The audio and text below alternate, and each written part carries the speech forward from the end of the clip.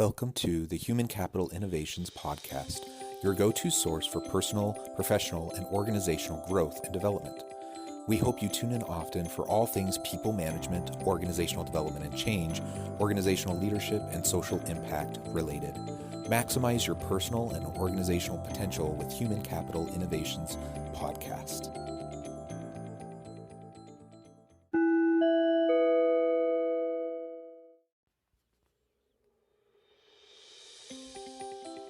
Welcome to the Human Capital Innovations Podcast. In this HCI Inc. Insights podcast episode, I explore Simon Sinek's recent Inc. video, How to Show Vulnerability as a Leader.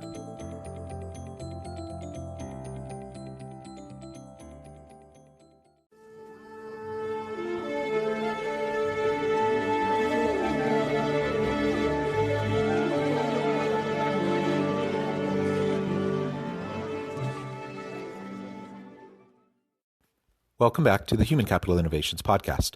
It's great to have you with me again today. Today, we will be exploring Simon Sinek's recent Inc.com video, How to Show Vulnerability as a Leader. Best-selling author Simon Sinek explains why employees and managers have very different rules when it comes to expressing vulnerability. In this episode, I will break down this video into clips and intersperse some of my own commentary. I'll catch you on the flip side of the first clip.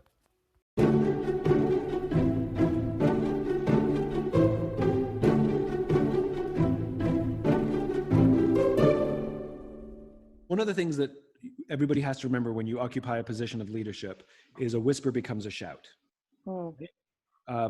Everything is amplified. Sarcastic comments that you might have been able to make in the past, you can't make them anymore. The little things, the game changes, because a whisper becomes a shout. In other words, it's a higher standard. Leadership is a higher standard. Whether you like it or not, that's the reality. And sometimes it can feel a bit unfair because, let's face it, leadership is hard. And when we're leading in times of crisis, such as during a global pandemic, and we're trying to help to support and sustain all of our people who are going through personal challenges, health challenges, economic challenges, the reality is we're going through those same challenges, and we're feeling a great and tremendous amount of pressure trying to keep the business afloat, trying to make payroll, and trying to meet the needs of everyone around us. Leadership is hard, but the reality is there is a different standard for leaders than there are for the general employee throughout the organization. And so leaders need to live up to that standard. And when they don't, whether that's fair or not, when they don't, it erodes institutional and interpersonal trust, and it can cause all sorts of problems for employee engagement, satisfaction and morale, and other productivity measures.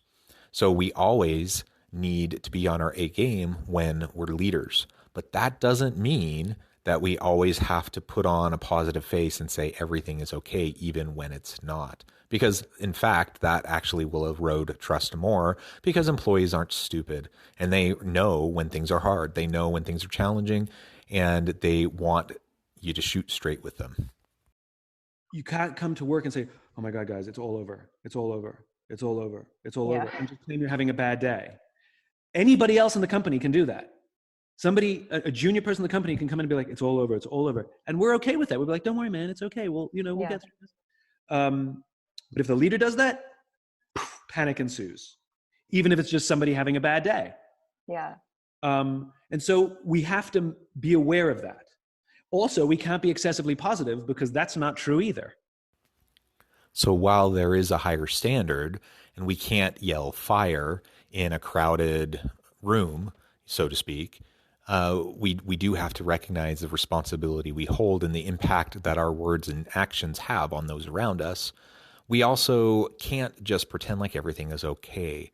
We basically just have to be straightforward. We need to be truthful and authentic. And we have to be measured. And so, if we're having a bad day, we can't just say every last thing that comes to the top of our mind.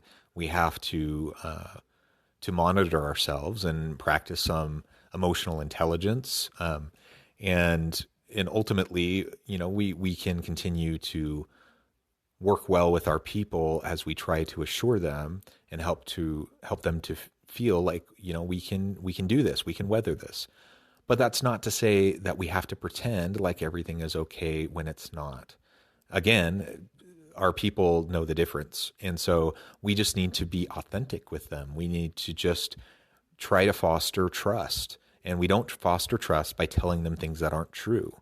We need to tell them the way it is, and we need to trust in our people, that they're adults, that they're grown-ups. They can deal with difficult situations. They can deal with uncertainty. And ultimately, together, we can get through this, and we communicate that. That's what it's going to take. And if we can do that consistently, we can weather the hard things that come. And if I, as a leader, am really struggling, well, I can't just vent to any random person in the office. I can have my confidants. I can have those people that I know I can lean on, my inner circle, and I can take those opportunities to share in confidence, the burdens that I bear, and we can find support for each other as leaders. We just can't share that openly with everyone else throughout the organization, or panic will ensue.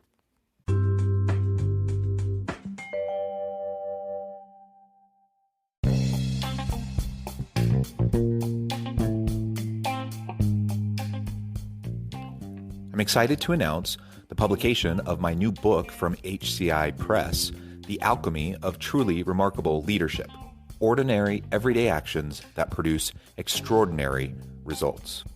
Consider how the nature of work has shifted over the past 50 years. With increased globalization, rapid technological advancement, and the shift in economic composition, the average job of today looks very different than the average job of 50 years ago. What will the jobs and organizations of tomorrow look like?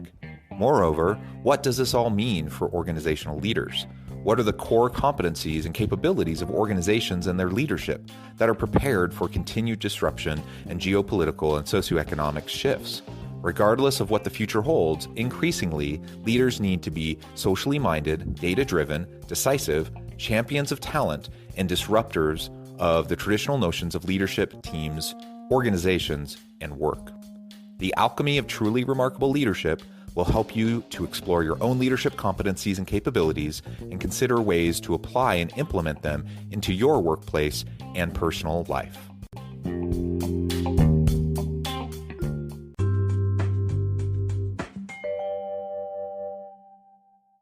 I think the biggest mistake that leaders make is they think they have to have all the answers, and if they don't, they pretend that they do.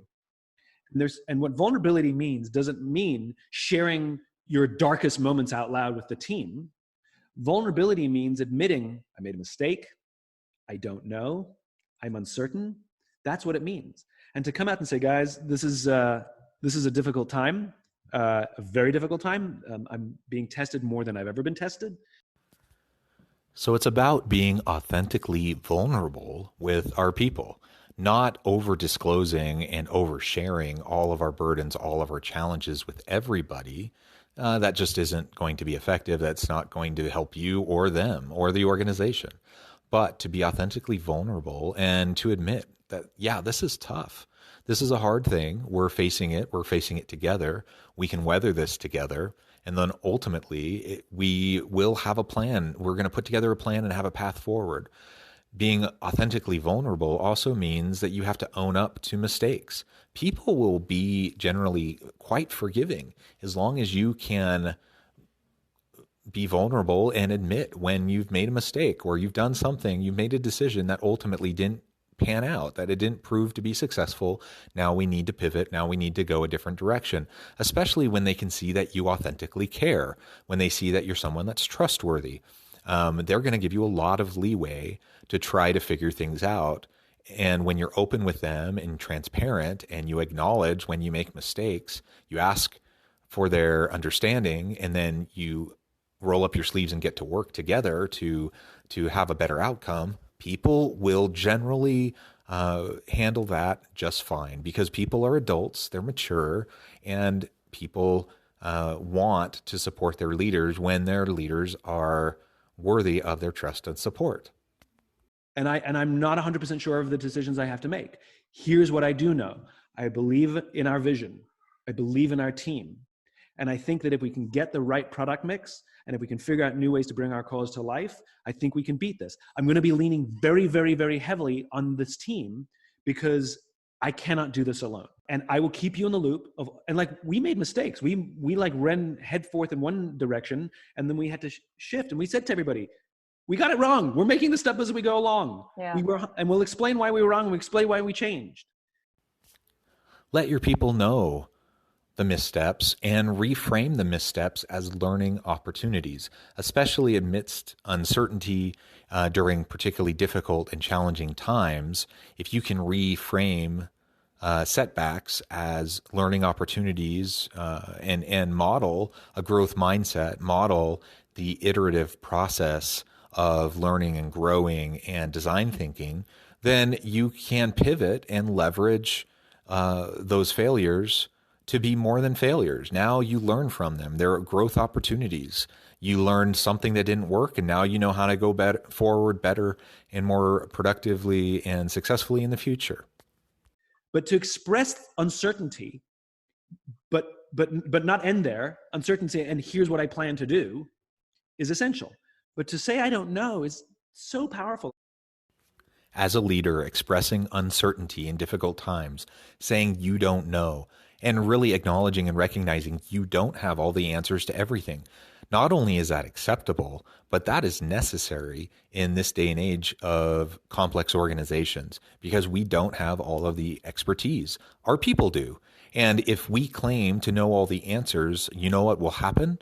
Our people will stop leaning on their own expertise and their own creativity and innovation, and they're going to look to us for every last little thing. And that's not going to serve them or us well. Our organization will not be innovative in that kind of an environment. But when we can foster an environment where people recognize that we are vulnerable so they can be vulnerable, we can fail and acknowledge it so they can fail and acknowledge it, and that we model for them how you step forward into the darkness, into the uncertainty, that you don't know everything, and that we rely on each other to get through those dark times, to get through those difficulties. If we model that for them and they see that genuinely we are vulnerable and a safe place for them to be able to learn and grow and innovate, then we can together get through these challenges. We together can pivot. We can take new strategic directions. We can innovate and launch new products and services. And ultimately, we can succeed in the marketplace. But it all starts with a vulnerable leader, authentic vulnerability. When you just pretend that everything is okay, you're selling your people short. You're not modeling for them a healthy environment or a healthy culture. And even if you think you're protecting them, you're not, because you're not acknowledging the depth of their understanding, the depth of their character. And it's very quite condescending, actually. So ultimately, we can do better than that. As leaders, we can be vulnerable. We may need to learn how to do that. We may need to unlearn the false bravado that we see so many in leadership portray. We may need to unlearn the facade of having an answer for everything or false confidence. But we can unlearn that, and we can learn humble, vulnerable approaches to how we interact with our people. And in the long run, that will foster greater trust. That will foster a greater, more healthy workplace. As always, thank you for joining me for this episode of the Human Capital Innovations Podcast. I hope you stay healthy and safe, that you can find meaning and purpose at work each and every day, and I hope you have a great week.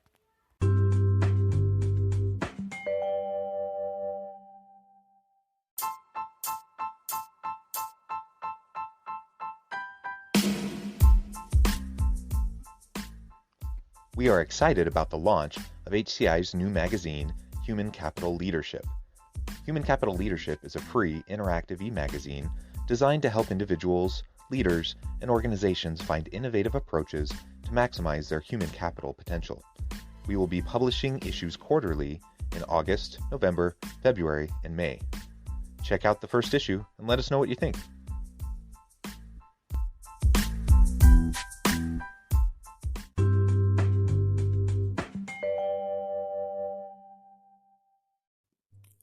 Thanks again for joining us for this episode of the Human Capital Innovations Podcast. I hope you stay healthy and safe and that you have a great week.